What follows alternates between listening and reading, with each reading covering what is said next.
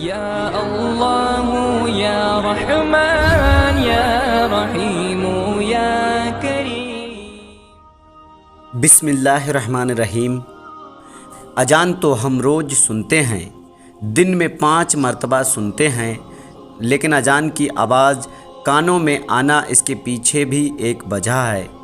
آپ لوگ اپنے آپ کو خوش قسمت مانیے کہ جب اذان ہوتی ہے اور اس وقت آپ اذان کو سنتے ہیں، اور بہت سے لوگ تو اتنے دیندار ہوتے ہیں کہ اذان کی آواز سن کر ٹی وی کا والیوم کم کر دیتے ہیں اور انہیں لگتا ہے کہ وہ بہت بڑا ثواب کا کام کر رہے ہیں، لیکن اٹھ کر نماز کو نہیں جاتے۔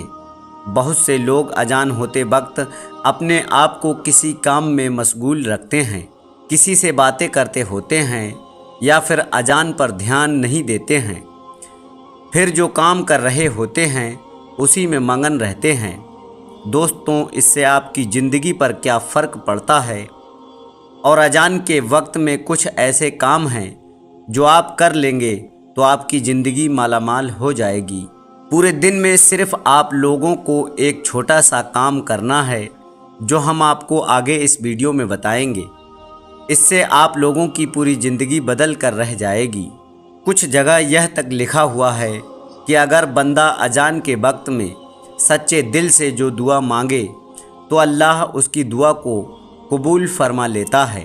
اب نہ جانے کتنے لوگ ایسے ہیں جو یہ نہیں جانتے ہیں کہ اذان کے وقت میں ہمیں کیا کرنا چاہیے۔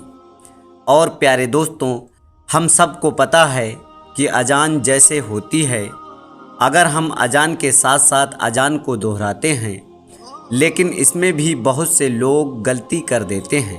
اس کا صحیح طریقہ کیا ہے یہ بھی ہم آپ کو آج بتائیں گے، اور یہ بھی بتائیں گے کہ اذان کو اگر ہم دہرا دیتے ہیں تو اس سے ہمیں کیا کیا فائدے ہوتے ہیں۔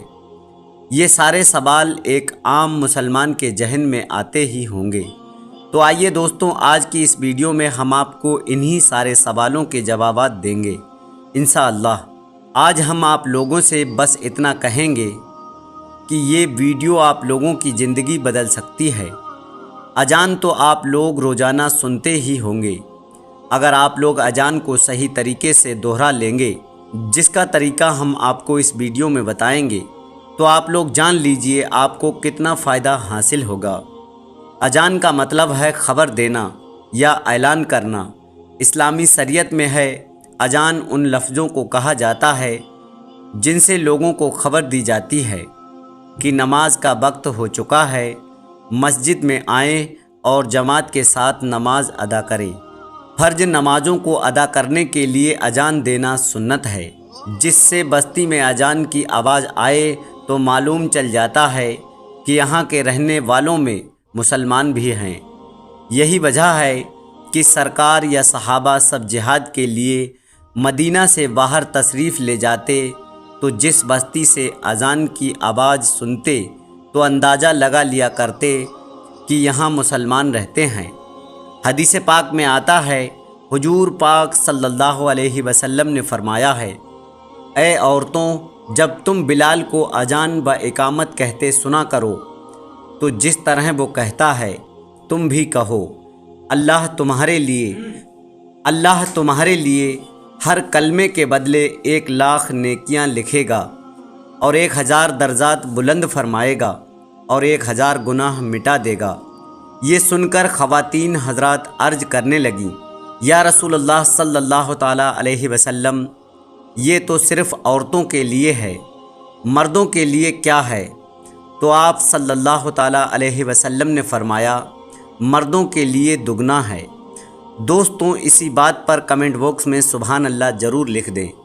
تو میرے پیارے دوستوں، اب آج کل ہم خود یہ دیکھ رہے ہیں کہ ہم قدم قدم پر گناہ کر رہے ہیں، اور اذان ہوتی ہے اور ہم اس کو صحیح طریقے سے نہیں دہراتے ہیں، تو عورتوں کو 1 کلمے کے بدلے 1,00,000 نیکیاں ملیں گی اور 1,000 درجات بلند ہوں گے اور 1,000 گناہ مٹا دیے جائیں گے، اور مردوں کو اس کا دگنا ملے گا۔ تو سوچو، جس وقت میں اذان ہوتی ہے اس وقت میں ہم کیا کر رہے ہوتے ہیں؟ اذان کو دہرانے کے کچھ اور بھی فائدے ہیں، وہ آپ لوگ دھیان سے سن لیجئے۔ اب آپ لوگ اذان سنو تو جو مؤذن کہتے ہیں وہ دہراتے رہو۔ جیسے جب تم اللہ اکبر سنو تو اللہ اکبر کہو۔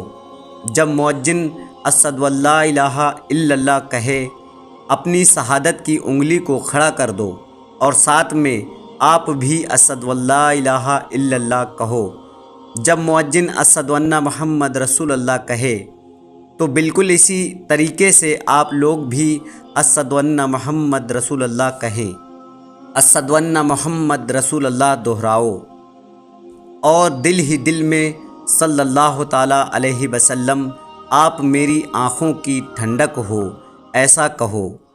اور اس کے بعد دونوں انگوٹھے کے ناخن کو اپنی آنکھوں پر لگا لو۔ اس سے فائدہ آپ کو یہ بھی ملے گا کہ آپ کی کبھی آنکھوں کی روشنی ختم نہیں ہوں گی۔ اس کو آپ اپنی زندگی کا حصہ بنا لو۔ جب بھی آپ لوگ اشہد ان محمد رسول اللہ سنیں تو آپ لوگ اپنی آنکھوں پر دونوں انگوٹھے لگائیں۔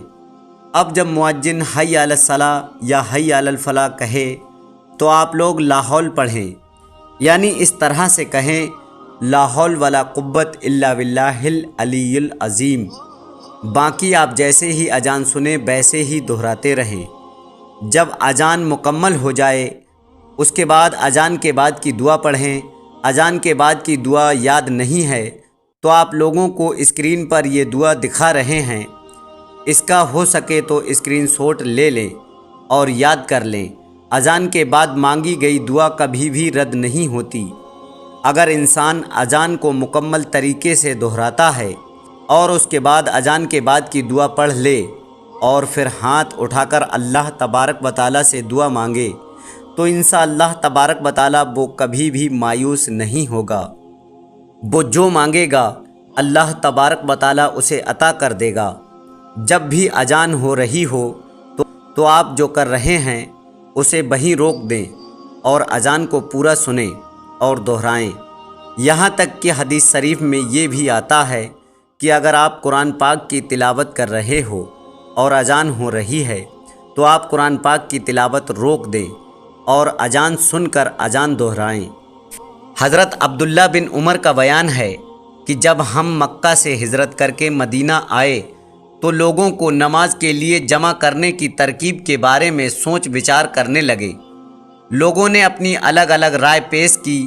کچھ صحابہ نے رات کو خواب میں فرشتوں کی زبانی کچھ ایسے الفاظ سنے جنہیں جب انہوں نے اللہ کے رسول سے بیان کیا تو آقا بہت خوش ہوئے اور حضرت بلال کو بلا کر فرمایا، اب نماز کے وقت تم یہی الفاظ بلند آواز سے ادا کیا کرو۔ چنانچہ وہی الفاظ قیامت تک کے لیے اذان بن گئے جو پوری دنیا میں ادا کیے جاتے ہیں۔ حضرت معاویہ رضی اللہ تعالی عنہ کا بیان ہے کہ میں نے اللہ کے پیغمبر حضرت محمد مصطفیٰ صلی اللہ علیہ وسلم کو فرماتے ہوئے سنا ہے کہ قیامت کے دن اذان دینے والوں کی گردن سب سے اونچی ہوگی۔ اس بات سے پتہ چل جائے گا کہ یہ لوگ دنیا میں اذان پڑھا کرتے تھے۔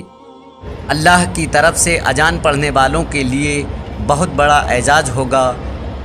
اسی طرح سے ایک اور حدیث میں آیا ہے کہ مؤذن یعنی اذان دینے والے کی آواز جہاں تک پہنچتی ہے وہاں تک کی ساری چیزیں جیسے انسان، جن اور دوسری مخلوق سبھی قیامت کے دن اس کے ایمان کی گواہی دیں گے۔ اذان کی آواز سنتے ہی خاموش ہو جائیں اور اذان کے کلمات کا جواب دیں۔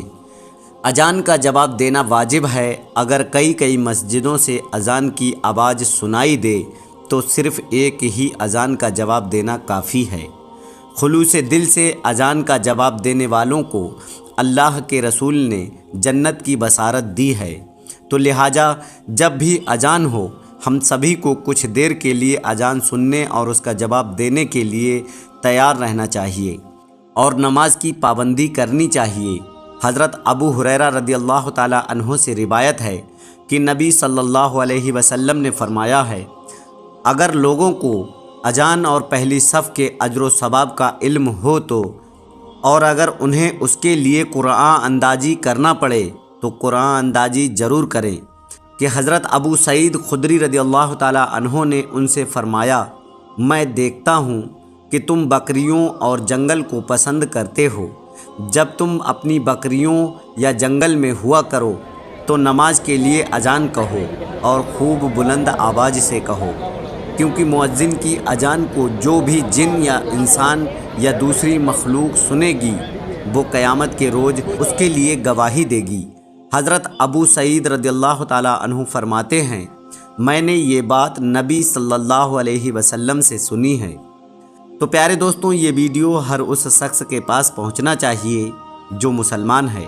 تو ہم امید کرتے ہیں کہ آپ کو آج کی یہ ویڈیو پسند آئی ہوگی اور آپ اذان کے صحیح مطلب کو دہرانے کا آپ کو آج پتہ چل گیا ہوگا، اور اس ویڈیو کو آپ اپنے دوستوں میں ضرور سے ضرور شیئر کریں تاکہ سبھی مسلمانوں تک یہ ویڈیو پہنچ سکے۔ ہم پھر ملتے ہیں کل ایک اور نئے ویڈیو کے ساتھ، تب تک کے لیے السلام علیکم، اللہ حافظ۔